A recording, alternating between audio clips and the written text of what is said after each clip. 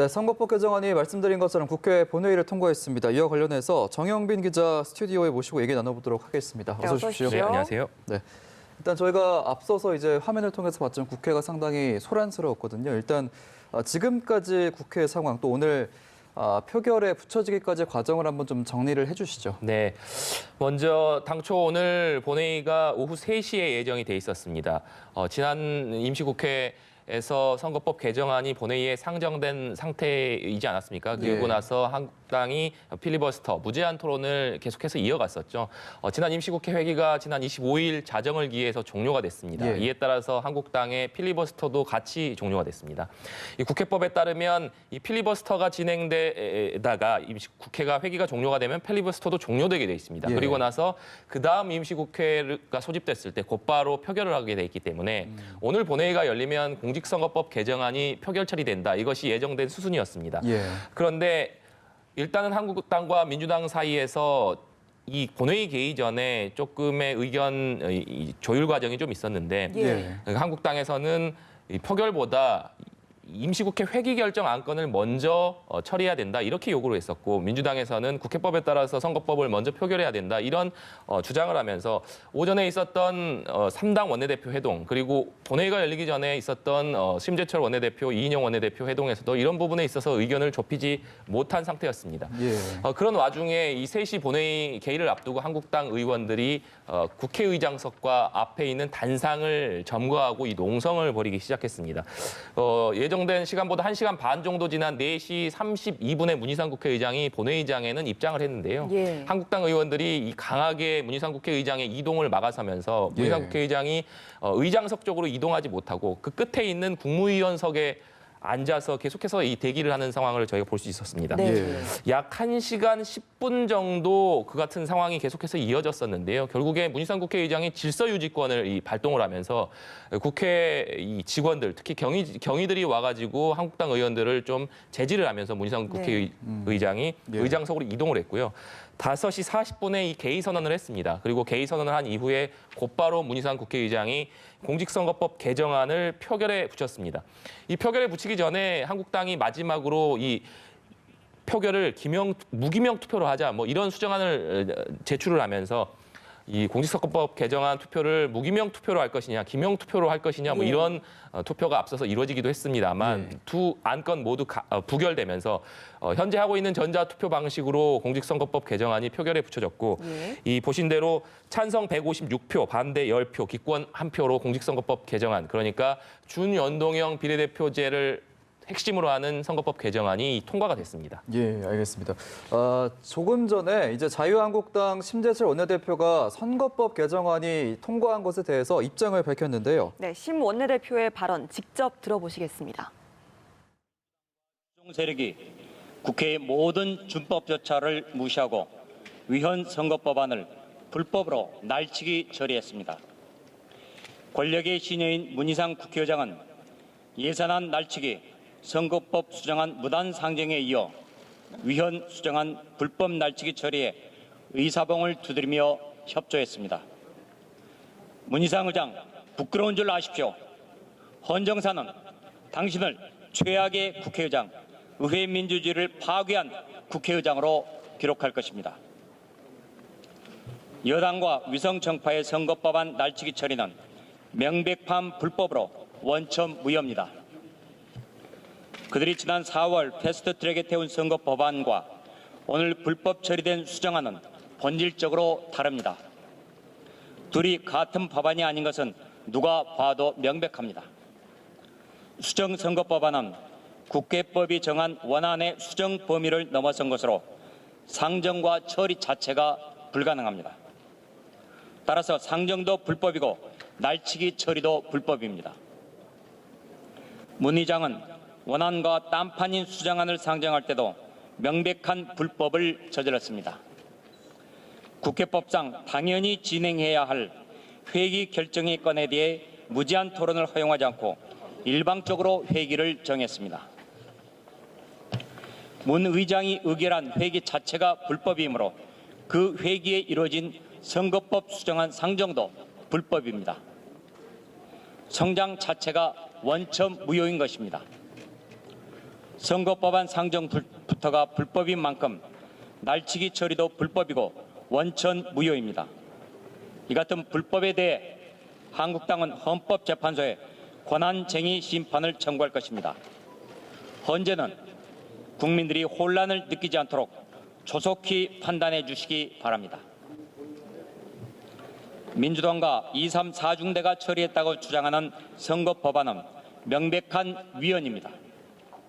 지역과 비례 의석을 연동하는 것은 지역과 비례 의원을 따로 선출해야 한다는 직접선거 원칙에 어긋나는 것입니다. 지역에서 의석을 많이 얻은 정당은 비례 의석에서 불이익을 받기 때문에 평등선거 원칙에도 위배됩니다. 좌파 세력의 선거법안은 국민의 신성한 주권 행사를 심각히 침해하는 것이므로 우리 한국당은 헌법재판소에 문제 법안의 위헌 여부를 가려달라는 헌법 소원을 곧바로 낼 것입니다. 네, 국회 연결해서 심재철 자유한국당 원내대표의 입장 들어보셨는데요. 굉장히 좀 강한 표현들이 많이 나왔습니다. 문희상 국회의장을 최악의 의장이라고 비난하기도 했고요. 또 불법이다, 날치기 처리다라는 표현들도 나오고 원천 무효라며 이 헌재에 권한쟁의를 신청을 하겠다라는 표현까지 나왔는데요. 이렇게 자유한국당이 계속해서 오늘 이 선거법 개정안 국회 본회의 통과에 대해서 반대 입장을 보이고 있고 비난의 입장을 보이고 있는데 정 기자가 봤을 때는 자유한국당 입장도 한번 정리를 좀 해주시죠. 네, 지금 한국당 같은 경우는 연동형 비례대표제 자체에 지금 반대하고 있습니다. 연동형 비례대표제가 도입된 선거법에 위헌적 소지가 있다 이렇게 주장을 하고 있는데요. 네. 이 공수처법과 연동형 비례대표제를 한국당은 2대 악법으로 지금 규정을 하고 강한 반대 입장을 계속해서 유지를 해왔습니다.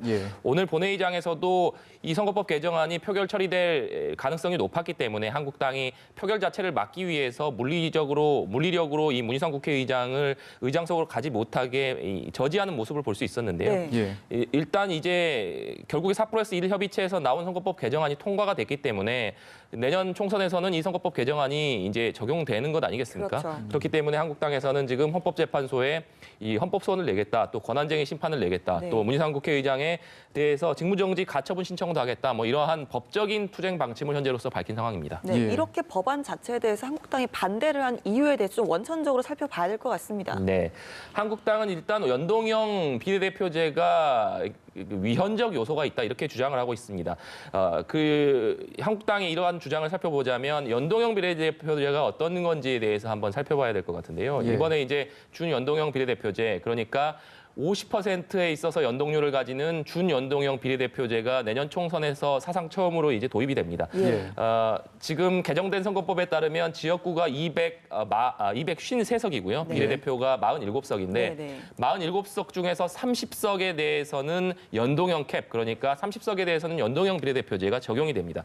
쉽게 한번 예를 들어서 말씀을 드리면 A라는 정당이 이 정당 득표율을 20%를 얻었을 때, 그러니까 저희가 총선 때 지역구에 한 명을 투표하고 정당에 한 명 투표하지 않습니까? 그렇죠. 1인 2표제를 이제 시행을 하는데 A 정당이 정당 득표율에서 20%를 얻었을 경우에 국회의원 정수가 지금 300명이니까 20%면 60석을 획득해야 되는 거 아니겠습니까? 그런데 지역구에서 만약에 10석을 얻었다. 그러면 50석, 이 차이가 나는 50석을 보전을 해주는 것입니다. 그런데 50%의 연동률을 적용하기로 했기 때문에 50석 중에서 그 절반인 25석, 25석을 지역구에 보존해줘서 이 정당은 총 35석을 얻게 되는 것입니다. 그런데 물론 이 30석에 캡을 씌워놨기 때문에 전체적인 의석수는 각 정당별로 배분을 한 다음에 일단 30석에 맞춰서 다시 조정을 할 것으로 보입니다. 그런데 중요한 내용은 통상적으로 이 한국당과 민주당은 이 지역구에서 많은 의석을 얻었기 때문에 연동형 비례대표제가 도입되면 연동형 비례대표 배분은 받지 못할 확률이 높습니다. 대신에 이 정의당이라든지 평화당, 또 대한신당이라든지 바른미래당 같은 경우에는 이 정당 득표율에 비해서, 특히 정의당 같은 경우에는 정당 득표율에 비해서 지금까지 지역구 선출이 상당히 지역구 의석이 많지 않았기 때문에 연동형 비례대표제가 도입이 된다면 군소정당 같은 경우에는 상당히 이 의석수가 좀 늘어나는 것을 예상해 볼 수 있는 상황입니다. 그래서 아무래도 이제 군소정당에 유리한 게 연동형 비례제다 보니까 자유한국당이 이제 비례 위성 정당을 만들겠다, 비례 한국당을 만들겠다 이렇게 밝혔거든요. 이것도 좀 맞물려서 좀 어떻게 좀 전략적으로 한국당이 그럼 대처를 하는 건지 좀 짚어봐야 될 것 같습니다.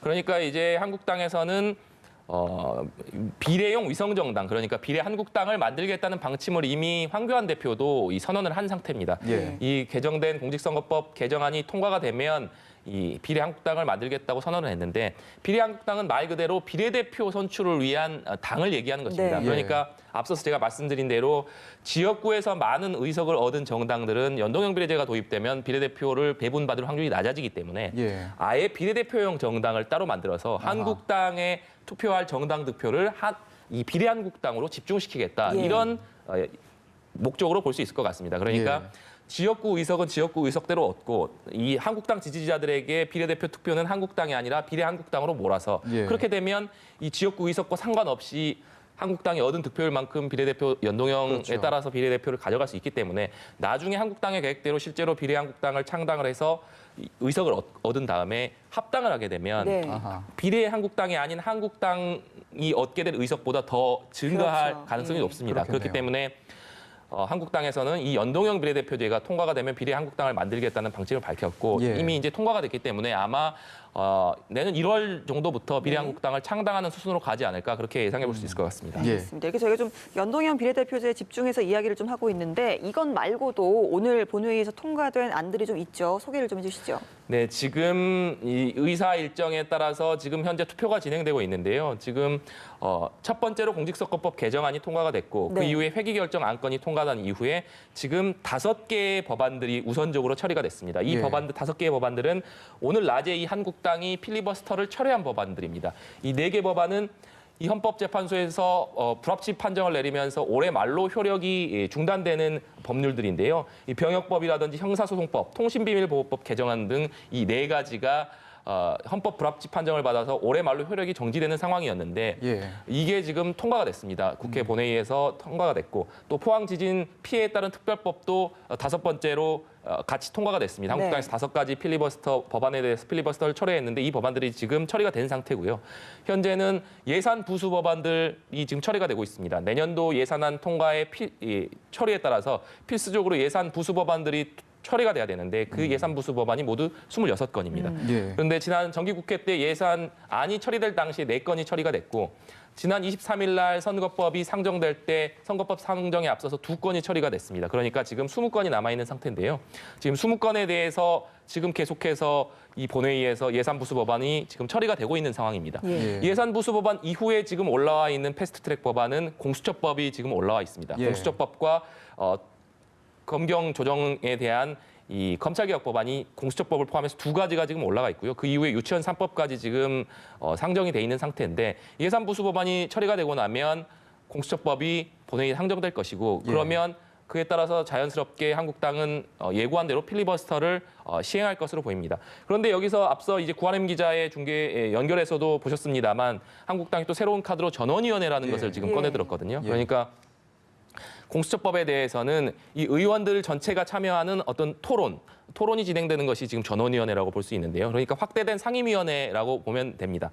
그런데 이 한국당이 이것을 신청한 것은 공수처법의 어떤 상정과 처리를 조금 지연시키겠다, 이런 전략으로 해석이 되고 있고요. 전원위원회에 대해서는 지금 문희상 국회의장이 과연 전원위원회 신청을 받아줄 것이냐, 이 부분은 아직까지는 정해지지 않은 상태입니다. 그런데 전원위원회가 문희상 국회의장이 전원위원회를 수용하든 안 하든지 간에 일단은 한국당은 공수처법에 대해서는 필리버스터는 신청한 상황이기 때문에, 공수처법이 상정이 되고 나면 즉각 한국당의 필리버스터가 시작될 것으로 예측이 됩니다. 알겠습니다. 오늘 선거법 개정안, 그리고 지금까지 국회 본회의 상황, 그리고 앞으로 이어질 일정까지 한번 정영빈 기자와 함께 짚어봤습니다. 고맙습니다. 네, 감사합니다.